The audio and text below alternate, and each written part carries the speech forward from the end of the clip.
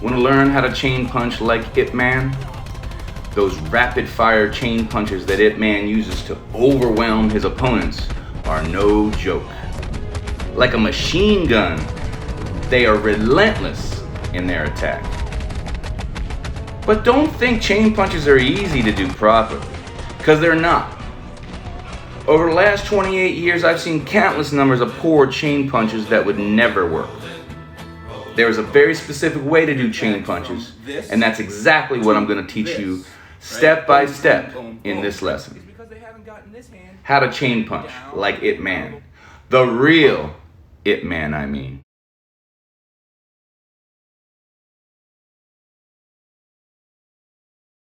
Number one, hit the same spot every time, okay?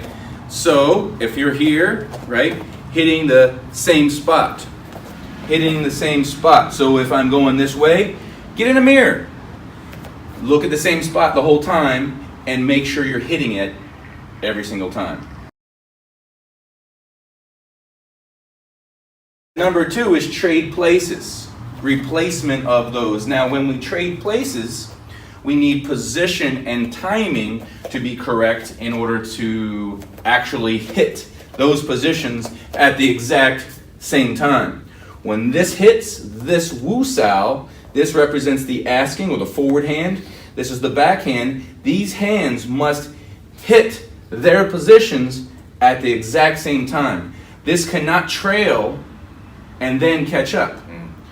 So what does that mean? That really means that this one that's getting out of the way must start first. Yes. Because since it's going a longer distance than this one, which is going straight and direct. Straight and direct.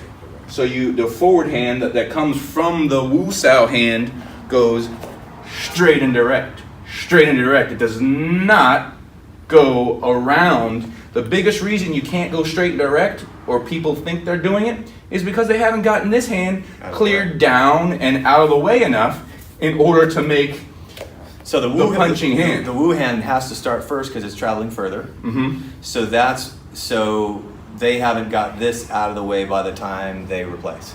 Right. Okay. Right. You want to live on the freeway. And when I say live on the freeway, you want both of your fists living along the freeway. So for instance, if I'm looking this way, I want both of my fists living on that freeway as much as I possibly can. I want one of my elbows dominating very close to that freeway as well. The other elbow does not have to be. It is over here. So this is a common mistake a lot of people do in the beginning. They think, oh, well, I have to keep my elbows always in between me and them. Well, there's different ways to look at that and understand. You want one elbow along that central plane or pretty close to it along the quarter line. You want the other elbow behind the other wrist. Okay. What does that mean? That means you're still driving with the elbow, right? It's coming still through the center, yeah. You're still fighting, actually. So when your energy comes out, you are fighting, you're driving from that elbow. So you are still, in essence, depending on how you look at it, but you're fighting from behind that elbow. Right. Right? So if somebody pushes me, if you push into me here, Yeah. I can still drive you back because it's still elbow driven. So yeah, you're getting, I'm fighting from behind my elbow even though my elbow is back here. So you can look at it two ways. One, energetically, fighting energetically from it, but also positionally, fighting from behind the elbow too. So you're going to try to get this in as close to here. Yes. That's what you mean by right here. Yeah. That's what I mean by living on the freeway. And I call the freeway this line, this central plane between your center and my center. So when we're here, we don't want to be over here, Right. because clearly this is not on the freeway. Yeah. So if you can't get your elbow in, do your best with where you can get your elbow, but the other hand needs to still be on the freeway. For me, I place it here as a guide because my elbow can get in here. But if your elbow is out further, then at least just keep your wrists square on that central plane.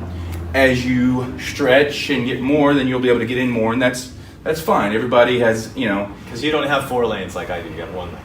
I've got 4 lanes. I got a toll road. I got a off ramp. I got a bunch of lanes. A few different lanes. So these are the 4 tips for chain punching. And the reason, obviously, that you're taking this spot away from me with your fists, your position, is so I can't. Oh yeah, you go forward into me. Yeah, and I can't. Well, I've just deflected you simultaneously as now coming through. And hit. This is the most efficient way. When we call it the freeway, it's representing the most direct and efficient path between one person to another. Because we're coming directly, and the saying in Wing Chun, punches come from the heart. What that means physically is that you're punching directly from the center to their center, directly into the center there, right? Not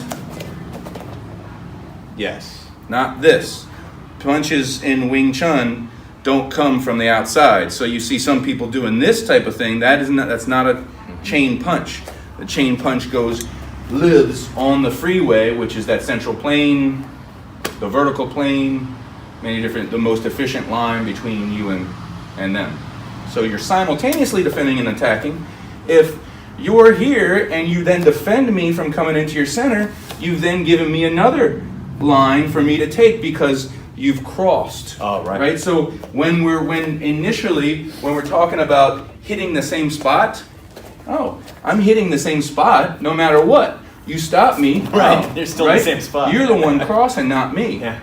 Right, which everyone's got to do it first because everybody else does because they're not precise. They're not as precise as they want to be. Most people are not. So now, if this is obviously not an attack question, but the other person that's trying to get to your center that can't, they're just going to have to use a different line to get in that case. Because I mean, if it's taken, it's taken. Yes. Yeah. If there's a bridge, the most efficient path, and this is the bridge, the freeway is right here, and I'm living on the freeway. Yeah. You have to try to take another path. Yep. And another path is less efficient. Right. So then that makes, side streets are always unknown. Yes, side streets, you've got all kinds of things coming in, There's right? neighbors coming out of their houses. Parked cars, and it's just not as direct as taking this freeway straight there. Yep. It's just not. It's slower, takes longer, yep. Right? So that's the long way. This is the quick, fast way as we, as you go. So no rerouting on the GPS.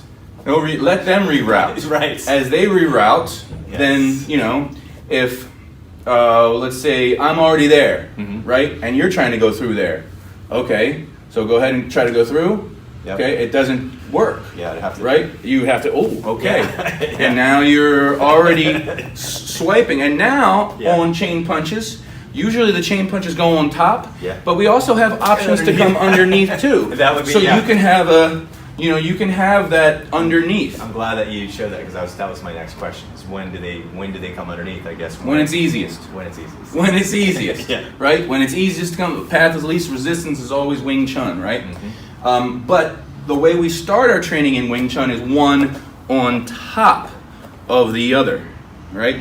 You get good at that, so I'm usually referring to that here. Yep. But you get good at that, then we do the reverse Chung Choi or reverse chain punching, which is basically underneath. So now, as you do the reverse, you've got to get the hand that's finished punching out of the way for the other one. So this one has to raise and come back so that the asking hand, the one that's going from Wu Sao into the punch, is always straight and direct.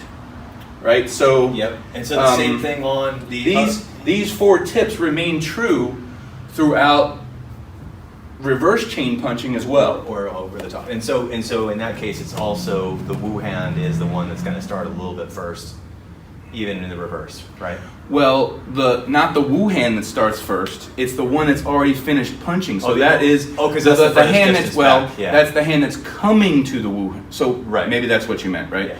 coming to the woo. The hand that's finished here and returning. So the returning woo has to start first because it's got to go a longer distance. It's going round. Gotcha. Right? Very cool. Cool. Damn. It's Wing Chun stuff.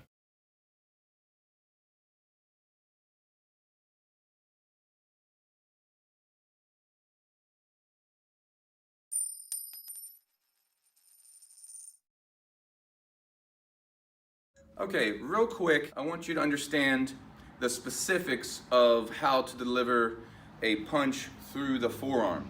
There's two main lines here. There is the radial line, which is through the point finger, and then there is the ulnar line, which is generally through the pinky. Okay? A lot of people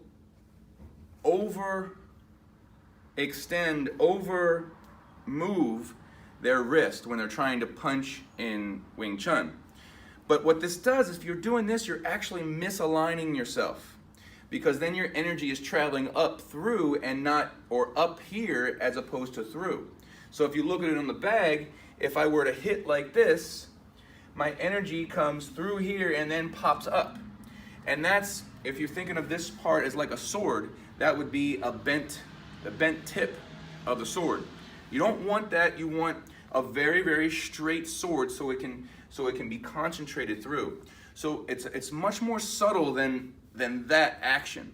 The subtlety of the action is basically through the ulnar line to start. So think of pointing your point finger towards the object, and you notice how this is now down. My ulna is now down. Now when I punch, it's here, not here.